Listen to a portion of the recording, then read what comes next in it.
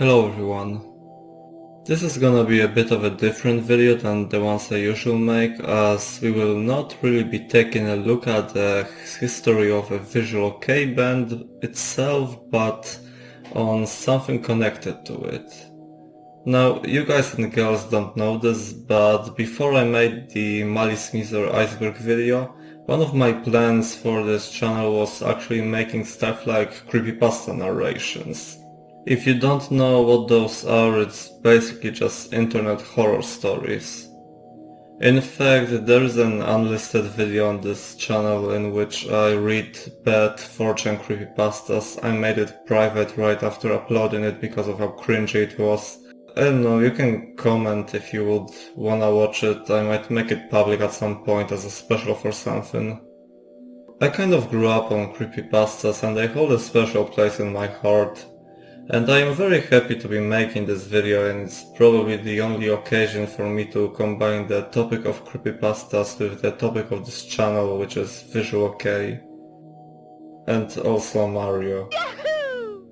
Thank you to Haitani for being my patron, and without further ado, let's just get into the video.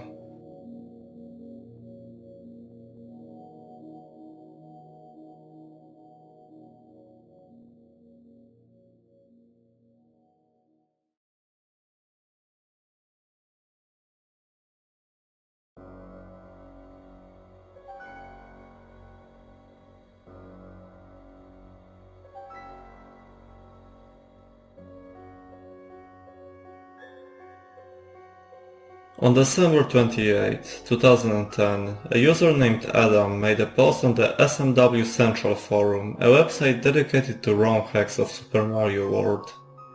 ROM hacking is basically modifying ROM files of games that were released on consoles. That way you can mod the game to change something in it or make it into a pretty much entirely new game.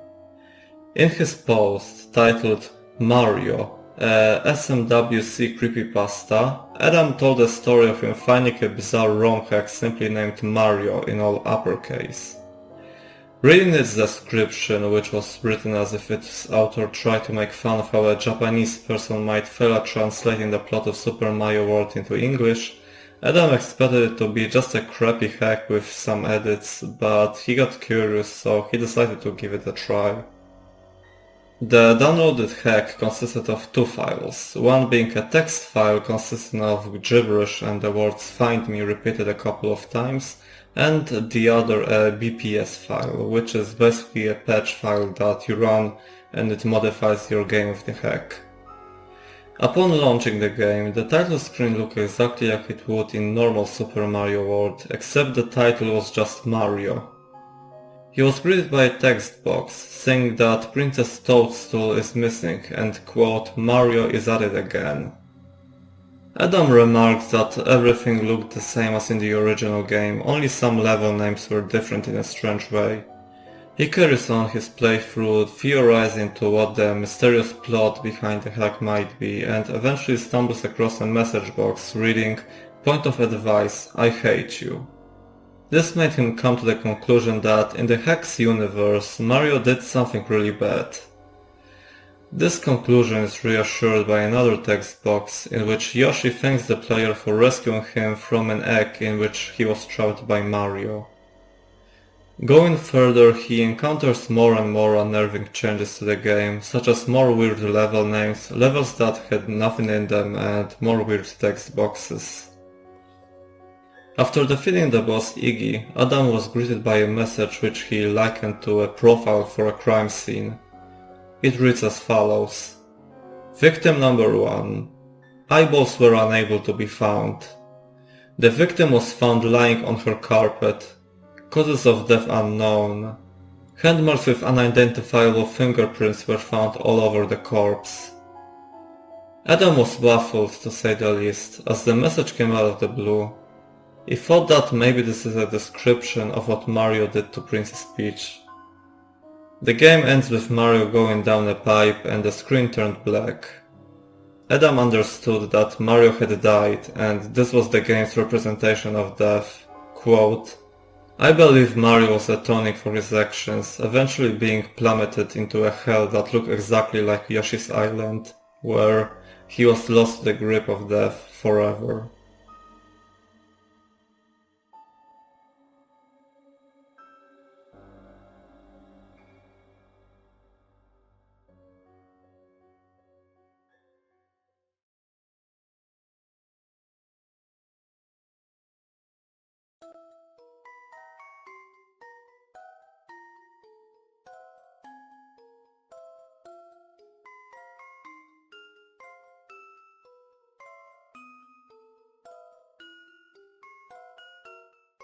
Now, the ROM hack is real, and Adam provided a link to it. If you want, you can go ahead, download it and play for yourself. And that's what people of the SMW Central did. Kieran Manor, founder and ex-owner of the site, at the time administrator, commented that they had recognized the excerpt from the text file provided in the hack as a JPEG header, meaning the hack's author took an image and saved its code in a text format. So Kieran decided to convert it back to a JPEG. And the result was this.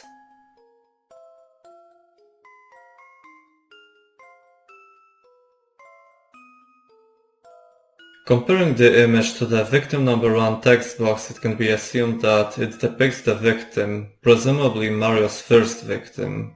As such, the image came to be known as Mario victim number 1. Of course, this is just a spooky image meant to add creepiness to the story. But where did it come from and what does it depict? I remember learning about all this sometime in 2015 via a Polish YouTuber, and there were a few theories. These range from the person in the photograph being a murder victim to them being a child with a rare genetic disorder known as Harlequin-type ichthyosis, which results in thickened skin over nearly the entire body at birth. This would have been supported by one of the hidden message boxes found in the game's code, reading, "At the current hour, there is no known treatment for the disease. The best we can do is provide drugs to ease the pain. There's currently no cure for the condition, and I really urge you not to look up its name. I'm not one to get disturbed easily, but there's something immensely disturbing about the photos of it. I don't know, it just makes me sad and angry at the world that something like this exists and can potentially affect the lives of any of us." By the way, there were also people who claimed that the person in the photograph is Jeremy Clarkson. Claymores, they're mines. I brought them from Britain. Ring our campsites with claymores, then any aminal that comes, it will become a veneer. What was that? Well, that was the sound of me saving your life.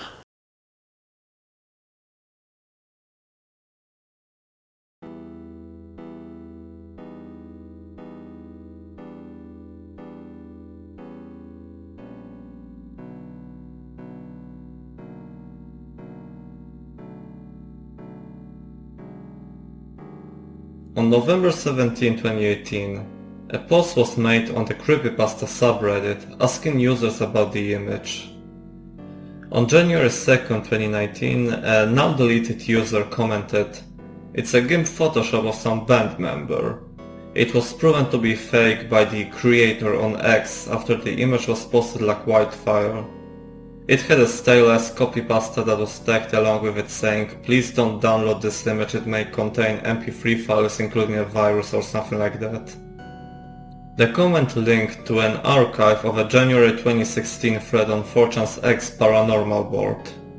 There, one of the anonymous posters said, "Years before this image was used in the Mario creepypasta, it was used to troll X by a guy attempting to advertise his band." After they were asked to elaborate, they said, "Anon said that image just appeared on his desktop. Then as the thread went on, said sound files started appearing on his computer and posted them for download. Sound files were samples of his band. Some people started playing along, saying after listening to the sound files the image appeared on their desktop as well, and listening on the sound files caused them to feel ill or dizzy. When viewed in the old Windows Media Player, the one that displayed graphic images that reflected the music, several analysts said the images were all spirals and posted pics of the file playing in the media player. This caught on like wildfire above here, and at sank of a period of about 36 hours until OP came clean and admitted it was all a hoax. YouTuber Midnight Creek made a video in which he suggested that the image was taken from a Japanese video game Fatal Frame. He retracted this after he got in contact with musician Jordan Davis, the band member who made the image according to the 4chan thread. Jordan confirmed that he made the image by editing a photo. Quote, "The original was the Japanese girl in makeup. If I recall correctly, it was from a black metal type photoshoot. I had found it randomly on Google Images years ago and cropped and edited it to hell at the time. Image of one Asian woman wearing black and white makeup, slightly bent over, latex gloved hands on face, with daylit field in background." A video uploaded to YouTube by Ice Cream Monkey Fan all the way back in 2008 was also found, showing a slightly different edit of the image and the text very similar to the victim number 1 description 2 years before the SMW Central Creepypasta. They claimed that the text and photo originated from a chain email. However, this whole thing was later found to be an unintentional hoax made for an ARG named Chain Mail Chases, but it still managed to fool YouTubers such as Blame It on Jorge and Hey Peter.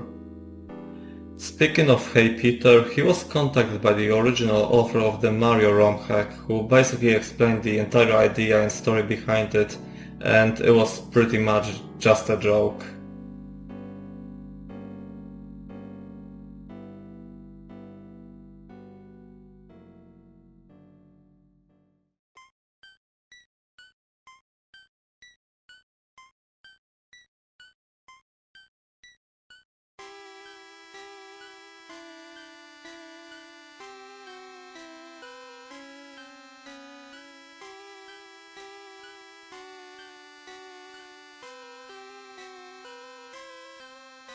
Midnight Creek started a Discord server dedicated to finding the original victim number 1 image. There, in August 2023, user PT suggested that the image might be an edited photo of a DIR EN GREY vocalist, Kyo. On September 1st, 2023, a user Dennis posted an image of someone.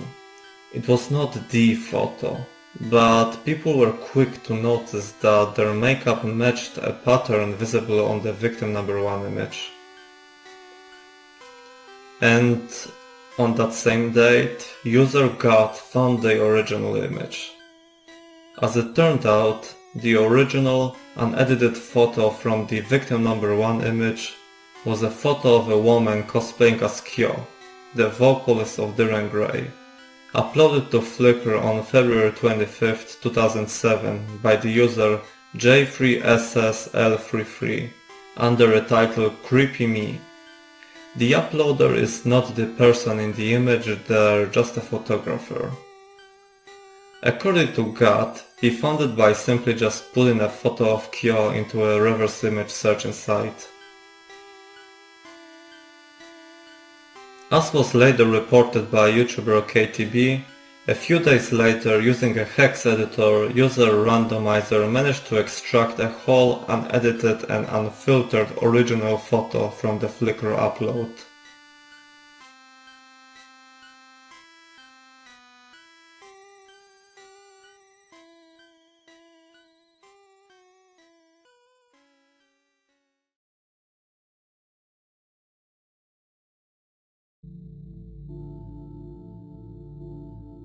So that's it. That's the origin of the image that perplexed the creepypasta community and lost media enthusiasts. A DIR EN GREY cosplayer. Never would I have expected that creepypastas and Visual Kei would have such a bizarre crossover.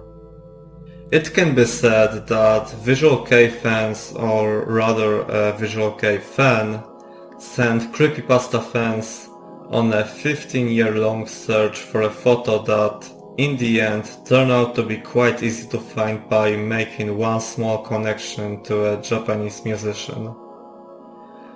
I'm sorry if this video was not much interesting to some of you, but being both into creepypastas and visual kei, I just couldn't stop myself from making this video, and I'm so happy that I was able to talk about creepypastas on this channel. And so that's where the story ends. There's nothing else I can say here, just that was the story of a 15-year-long search for a DIR EN GREY Skio cosplay. Thank you all for watching, I hope you enjoyed watching this. Thank you to Haitani for supporting me on Patreon, and goodbye.